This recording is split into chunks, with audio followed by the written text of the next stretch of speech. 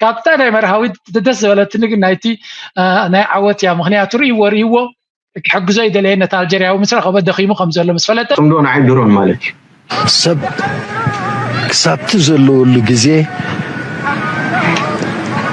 ታሪክ ከገብር ግን አይገድልኝ ጌታቸው በ3 ኤፒሶድ ሞቷል እስካሁን በያምናለሁ መጀመሪያ ፕሬዝዳንት ሆኖ ህወሓትን ራሱ ያመነውን ነገር ነው ህወሓትን ካድል ሲያረግ የትግራይን እድሎች በመግደል የራሱን የፖለቲካ ፐርሰናሊቲ ገሏል ሁለተኛ አዲስ አበባ መጥቶ የሆነ አይነት ሙቭመንት ፈጥሮ ኦርስ የሆነ ነገር አድርጎ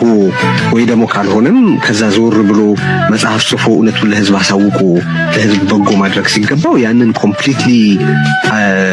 አጥፍቶ አዲስ አበባ ላይ ሄዶ ሞቷል ሶስተኛ አሁን ደግሞ ለንደን ሄዶ በመዲ ሐሰን كمتري ورلهم ጌታቸው ረዳ ናይ በሐቂ ወላ በቶም ከካላኸሉሉ ወይ ምን አትሊስት ኢሊትናይ ንስዋሓት ዘይኮኑ ክነሶም ወይ ወነቲ ዋሓት ዝቃወመነት ናይ ትግራይ ኩነታቱን ዝቃወሙና ጌታቸው ረዳ ኣብ ኩሉ መድረኻት ዝሞተ ውድቕ ፖለቲከኛ እዮም ዝብልዎ ዘለዉ ኣብ ትግራይ ነቲ ህዝቢ ኣብ ሕንፍሽፍሽ ኣትዩ ሃዲሙ ዝኸደ ኣዲስ ኣበባ ኸይዱ ድማ ብኻል መንገዲ ነቲ ኩነታት ናይ ትግራይ ክዕርክ እንድዝፍትን መጋበርያ ምስቶም ጸላት ናይ ትግራይ ኮይኑ ነቲ ሽግር ናይ ትግራይ ንኸብእስ ዝጎይ ዘሎ ሳልሳይ ድማ ለንደን ኮይኑ ድማ ነቲ ዘሎ ኩነታት ናይ ትግራይ ክዕር ደይኮነስ መሊሱ ከበላሹ ተራእዩ ዝበሃል ዘሎ ኩነታት ናይ ትግራይ በዚ ጌርና ክንዓጽ ክንፍትን ኢና ጉባኤ ሊያካሂድ ነው በሚቀጥለው የህዝባዊ ኮንፈረንስ በሚል ትግራይ ምናልባትም እስከ 28 በኢትዮጵያ ከ10 ቀን ምናምን በኋላ ምናምን ያደርግ ይሆናል የሰው የፍላጎት አልወደ ወረደ ስምረት ሁላ እንዲሳተፍለት እዛ መጥቶ ወቅሮ ነው ምናምን እንደሚካሄድ ስምረት ሁላ እንዲሳተፍ አብሮ የትግራይ ኮዝ ይዟል ፓርቲ ነው ተብሎ እኮ የብልጽግና ትግራይ ውስጥ አንድ ሰው ነው ትግራይ የብልጽግና መዋቅር ኦፊሻሊ እኔ ብልጽግና ነኝ የሚል የለም ከወደ ወረደ በስተቀር በኋላ ዘራርባ ሓደ ኮንፈረንስ ናይ ህዝቢ ድማ ክግበር ኣብቲ ትግራይ ዝበሃል ዘሎ ዝወድ ወረደ ድማ ብዘይ ቃል ዓለም ሓደ ካብቶም ዓብ ናይ ድራማ ማእከል ኮይኑ ዘሎ እዩ ነቲ ናይ ትግራይ ሕንፍሽፍሽ ሓንሳብ ንህወሓት ከጥፍየ ክብል ተረኺቡ ይበሃል ሓንሳብ ንህወሓት ኣብ ክሳድ ኣረጊፅ ደው ክብል እየ ብዘይ በዓይ ናብቲ ኸደ የብላ እናበለ ክፍክር ተረኺቡ ይበሃል I think ሓደ ካብቲ ኮንትሮቨርሻል ኮይኑ ዘሎ ፖለቲከኛ ብብዙሓት ፖለቲከኛታት ናይ ትግራይ ድማ ዝህረም ዘሎ እዩ ሕጂ ድማ ኣብቲ ኮንፈረንስ ነቲ ስምረት ዝበሃል ዘሎ በኋላ ዘራርባት ስምረት ሎሚ ብዙሓት ከም ዝብልዎ ናይ ብልጽግና ውክልና ዘሎ ወይ እውን ብልጽግና ኣብ ትግራይ ዝበሃል ስለዚ እቲ ብልጽግና ናብ ኢትዮጵያ ናብ ትግራይ ንምእታው ዝግበር እዩ of course ተጋሪና ስለ ዝብሉ ናይ ህዝቢ ድሕሪ ኮንፈረንስ ኮይኑ ድማ እቲ ኩነታት ናብ ድራማታት እናተቐየረ እናተሓላለኸ ዝኸይድ ጉዳይ ከም ዝኾነን ጉዳይ ናይ ትግራይ ድማ I don't know ማለት ትሕልቕላቕ ናቱ ኣዝዩ ከቢድ ክትሪኦ ከለኻ በቲ ሓደ ወገን ድማ ትህወሓት ዝቦ ዘሎ መግለፂ ድማ ንጌታቸው ረዳ ይኹን ነቲ ፓርቲ ናቱ ታርጌት ገይሮም እዮም ዝሃርሙ ዘለዉ ዝገበርዎ ኣለምሕተት ኩልና ሰሚዕና ንኸውን ኢና ጆኖሳይድ ትግራይ ተፈፂሙ ዶ ወተፈፂሙ መን ፈፂምዎ ኣብዚኣ ትሕነቑ ማለት እዩ ኣብዚኣ ትሕነቑ كلا يو جنوسايد فصيم أبي أحمد أبتكرا جنوسايد فصيم يلو كدافر زي خيل عند الرخيو هز تقرين زمرح زنبرة حوحات أبزل عدد أرز بس حوز مرح زنبرة أكل أبي أحمدس جنوسايد أبتكرا فصيم يلو كزارة زي خيل قينا مرة ماتت كم نريد لنا تكونتات أزيو بدها كم زخونن ጌታቸው ረዳ ድማ بكل መንገዲ ዘዘርከበ ክጭፍጭፈይና እንሰምዕ ዘለና I think ናይ መወዳታ በዚያ ገረክ ወዲ ገርመኩም ክሳብ መቀለና አትስ ጆኖሳይድ ተፈጽሙ እዩ ኢሉ ኣብ ተፈላለዩ ሚዲያታት በመዝራው ክንድ ጌታቸው ዝተዛረበ የለን አብይ አህመድ ጆኖሳይድ ፈጽሙ ኢሉ በመዝራብ ክንድ ጌታቸው ዝተዛረበ አይነበረን ክሳብ ውዕል ፕሪቶሪያ መፈራም ድሮ ዘሎ ማለት እዩ ጌታቸው አማዓልት ክልተ ግዜ እናወፀ አብይ አህመድ ጆኖሳይደር ፋሺስት ቡቸር ናበለ ክንድ ጌታቸው ረዳል ተዛረበ ኢሊት ትግራይ ፖለቲከኛ ትግራይ ጀነራል ትግራይ የለን ክሳብ ሕዚ ምራይ ካሊዩ ጌታቸው ተዛረበለን ቪዲዮታት ቀድሚ ላው አብይ አህመድ ምስጋዱ ምንብርካኹ ሙጉምብሑ ሕዚ ኸታ ይብሎ ريهم ويهم جنوسايد اب تግራይ ተፈጽሚ መንዳ ፈጽሞ ይውለለስ بعلو دي بسركو بعالم لخ مدرخ كوي تواريد ጌታቸው ረዳ بعالم لخ مدرخ تواريد ጌታቸው ረዳ እቲ بتعم زعزنكم خنታይ ናይ ጌታቸው ደገፍት ዝኮኑ ነጠፍት ማህበራዊ ሚዲያ ኢንክሉዲንግ አብርሃ አነ ሐውቀዶም ጀም በሐፈሻ ጉዳይ ጌታቸው ረዳ I don't know አቢ ቻሌንጅ ኮይኑ ዘሎ ንሕና ግን ኣብዚ ክንውዲና ብዛዕባ ብዙሕ ክዛረባ ይክልኒ ብጽምዶ ገይረ ወዶ በቃ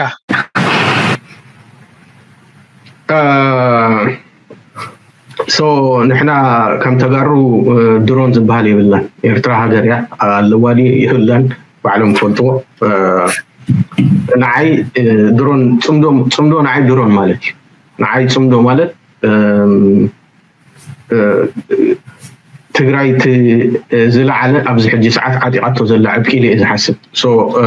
ጽምዶ ናይ መንግስታት ርክብ ናይ ሻዕብያ ናይ ሕወሓትን ኢሉ ዝኣምን እንድሕር ኣሎ ኮይኑ ከኣምን ይኽእል እዩ ኣነ ኣይፈልጥን ሻዕብያ ኣይምልከቶኒ ሕወሓት እውን ኣይምልከቶኒ ከም ናተይ ድልየት ግን ጽምዶ እዚ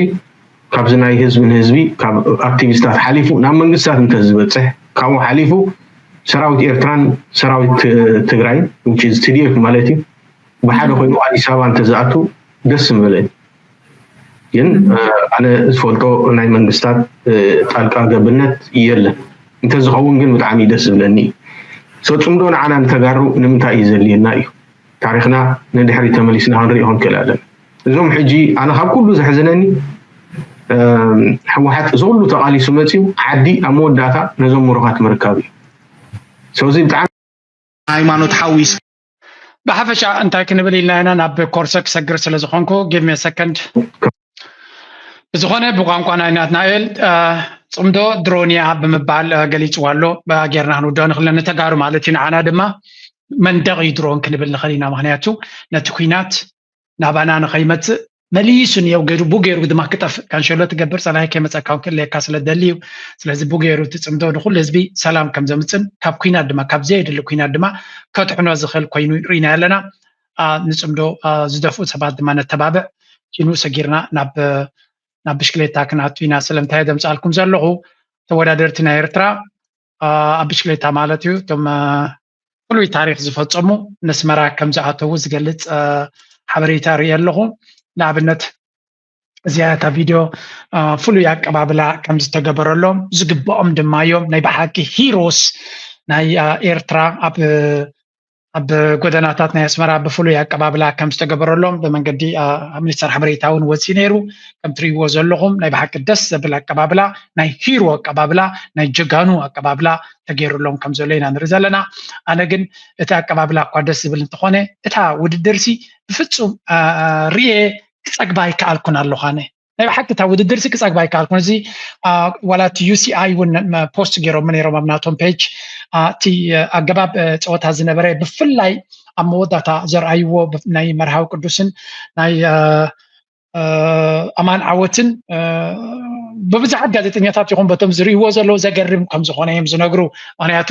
ኣብ ብሽክሌታ ውሕዳት ሞሜንት ሲና ፅቢቐን ዘሐጉሳኻ እቶም ብሽክሌታ ዝፈልጡ ነቲ ኩነታት ዝፈልጡ ንነዊሕ ክከታተልዎ ክእሉ እዮም ነተዓዘብቲ ቀፃል ብሽክሌታ ንዘይንዕዘብ ድማ ስፔሻል ሞሜንት ሲን ዘለዋ ንዓና ንልብና ስልብ ዘብላ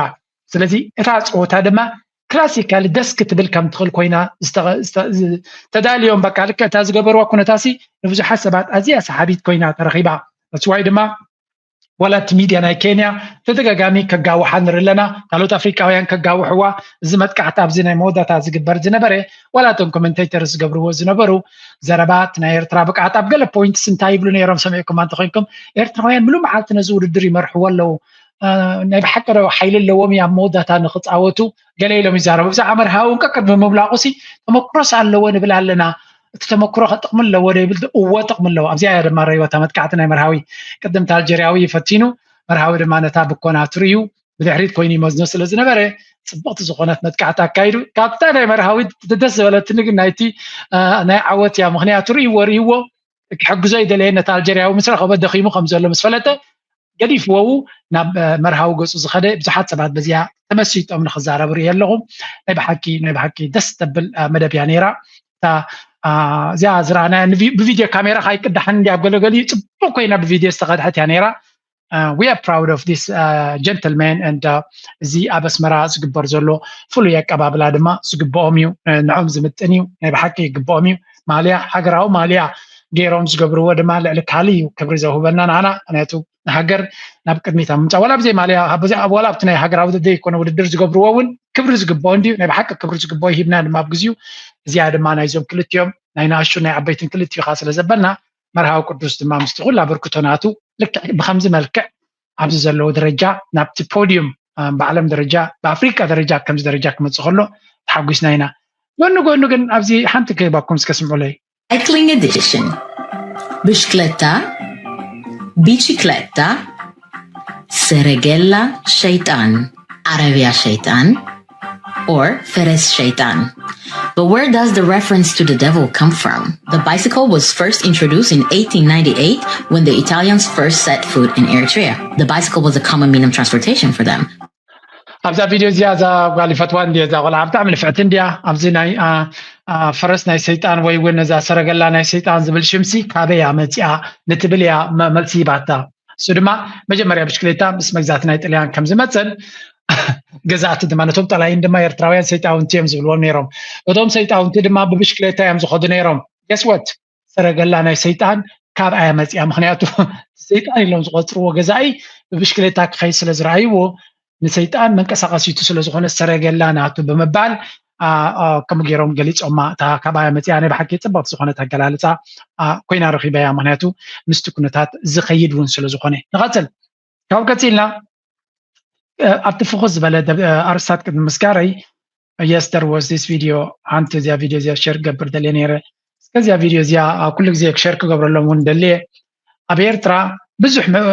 ገስጋሳዊ ምዕባለታት ዘርእዩ እንተለዉ እዚ ናይ ዩኤን እዩ ዩኤን ኤርትራያ ብዙሕ ሰሚናራት ብዙሕ ምንቅስቃሳት ምስ መንእሰያት ምስ ዓበይቲ ምስ ቁጠባ ኣብ ኩሉ ዝተሓሓዝ ብዙሕ ነገራት ይገብሩ ጥራይ ኣይኮንኩን ይብለኩም ኣለዉ ስርሖም ክኸውን ይኽእሉ ይገብሩ ነቲ ዝገብርዎ ድማ ብፅቡቅ መንገዲ ኣብ ሚድያ ዘቕርብዎ ስለ ዘለዉ ብተደጋጋሚ ንኤርትራ ድማ ወላ እውን ኤርቲቪ ኣብቲ ዝሃብዎ መግለፂ ስልጠና ሂቦሞም ነይሮም እዮም ነቲ ዝግበር ፕሮግረስ ናብ ሚድያ ከተምፅዎ ፈትኑ ኣብ ሚድያ ድማ ብኤርቲቪ ጥራይ ክኸውን ኣይግባእን እዩ ብፅሑፋት ብስእልታት ኮይኑ ክወፅእ ኣለዎ ዝብል ዘረባ እዩ ስቲል ግን ኤርትራ ከምቲ ዝድለ ኣይትገብሮን እያ ዘላ ኤርቲቪ ሓንቲ እያ ቴሌቪዥን ንበይኑ እኹል ኣይኮነን ብፅሑፍ ድማ እታ የማነ ገብረ መስቀል ዝገብራ ከምኡ ድማ ሚኒስትር ሓበሬታ ዝገብርዋ ውሑድ እዩ ኣዝዩ ውሑድ እዩ ብዙሕ ኣካውንቲ ክህሉ ዘለዎ ኣብቲ ከባቢና እንተሪኢኻ ክንምንታይ ሚድያዊ ካምፔን ይግበር ሕማቅ ጥራይ ይብለኩም ኣለዉ ንፅቡቅ ናትካ እውን ንቅድሚት ምውፃእ ስለዚ እዞም ናይ ዩኤን ከምዚ ዝገብርዎ ዘሎ ስልጠናታትን እቲ ስለምንታይ ከምኡ ብለኩም ኣለኹ ኣብታ ኣንተበ ዘረኣኹኹም ፕሮፌሰር ህዝቅኤልሲ ኣብይ ኣሕመድ እንታይ ዝብል እምነት ኣለዎ ኢሉ ዝምጉት መሲልኩም ኤርትራ ሰብ የብላን ሰብ ይፀንት ኣሎ ሃገር ሰብ የብላን ኢንፋክት ሃገር ክትበሃልሲ ህዝቢ ክህልዋ ኣለዎ እንዲ ዝበሃል ሓደ ነጥቢ ካብተን 4 ነጥብታት ቀፃልነት ዘለዎ ሰብ የብላን ኣብ ኤርትራ ሰብ እናፀነተ ዝኸይድ ዝብል ኣብቲ ፖለቲካዊ ኤሊት ኣሎ ጥራይ ደይኮነሲ እቲ ፎሬን ሚኒስተር ንዲፕሎማት ከምኡ ኢሉ ነጊሩ ኢሉ ስለዚ ነቲ ንሳቶም ዝብልዎ ዘሎ ነቲ ፖለቲካል ሰርክል ዝጥቀመሉ ዘሎ ኣጀንዳ ክንስዕር ተኮይና ህዝቢ ኤርትራ ኣክቲቭሊ ኣብ ተዓዲ ከም ዝዋሳእ ዘሎ ንዓለም ከነፍልጥ ኢልና ኣይኮነን ግን like we really need to contribute ብዙሕ ትሕዝቶታት ናብ ዓለም ክንቅርብ ክንክእል ኣለና ኤርትራ ድማ ክትሕገዝ ይግባእ ግን of course መንግስቲ ኤርትራ ድማ ናቱ ናይ ሓበሬታ ቁፅፅር ስለ ዘለዎ ነቶም ከምኡ ክገብሩ ዝኽእሉ ዞም ኩሎም ኮሌጃት ዝምረቑ ዘለዉ ሲ ኣብቲ ኤርቲቪ እቲኻ ስልጠና ሂብካ ወላለ ላፕቶፖም ሂብካ ነዚ ነገራት እዚ ፖስት ግበሩ ምባል ዲከ ዝኸብድ ኮይኑ ስቲል ኣይትርዳእንን እያ ንዓይ ግን ብሓፈሻ ኣብ መወዳእታ ብናይ ጅግንነት ዛንታ ክንውድግ እነዚያ ስሙ ሓላፋ እዩ ሰብ ክሳብቲ ዘለወሉ ግዜ ታሪክ ክገብር ግን ኣይግድን እዩ ትነብር ተሊኻ ታሪክ እንዳኣከብካ ታሪክ እንዳሰራሕካ መንነትካ ኣብ ዝለዓለ ደረጃ ክትበፅሕ ክትክእል ኣለካ ወድምነይ ብዝሰርሖ ዓብይ ሽም ዓብይ ክብረት ረኺቡ እዩ ዝኸይድ ኣሎ ወድምነይ ኣይተሰወአን ንሱ ዝገደፎ ንሱ ዘበርኮቶ ስራሕ ንሱ ዝሰርሖ ንህዝብን ሃገርን ቃልስኸ ይቋረፀ ብዘይ ዕረፍቲ ዘበርኮቶ ከምዚ ኢልካ ክግለፅ ስለዘይከኣል እቲ ተመክርኡ ክውረስ ዝግብኦ እዩ እዚ ንገልፆ ዘለና ንሕና ካብኡ ዝተምሃርናዮ ብዙሕ ነገር ኣሎ ካልእ የማነ ፀጋም ድሎ ኣካል ናይ ሕብረተሰብን ካብዚ ዝመሃሮ ቀሊል ስለ ዘይኮነ يغنيلنا طراينا كنبل نخل إيرتراسي نحوارو حاولتناتهم جيرا كتخبروا زقبا معناتو زقبروا استواصو ولا حنت تساماونا يرخبولون انتايجن تساما حجر كم حجر ناخذ قص المخالات رايو ስለዚ ናይ ብሓቂ ሓዝን ያነ ዘጂ ሞት ገለ ክሰምዕ ከለኹ ሲ ክንዲ ዝከርተቲልካ ጽቡቕ ከይረአ ኻላ ናይ ብሓቂ ይስማዓካ ከም ሰመጠን ግን ዕላማ ስለ ዝኾነ ድማ ዕላማ ይቕፅል ተሃገር ድማ ናብ ዝለዓለ ደረጃ ናትና ሓላፍነት ተኸውንቶም ተሪፍና ዘለና ናይ ሎማ ኣርስቲ ኣብዚ ኩድእ ክፍትኒ ፕሊስ ላይክ ግበሩ ሼር ግበሩ ናትኩም ሪቶን ሓሳብን ግደፉ ምዝያ ደርፈ ገጽኩ አበርበት መግዛእቲ ኣብስታ ይከለና ናይ ሃገር ፍቅሪ ክነድእ ልበና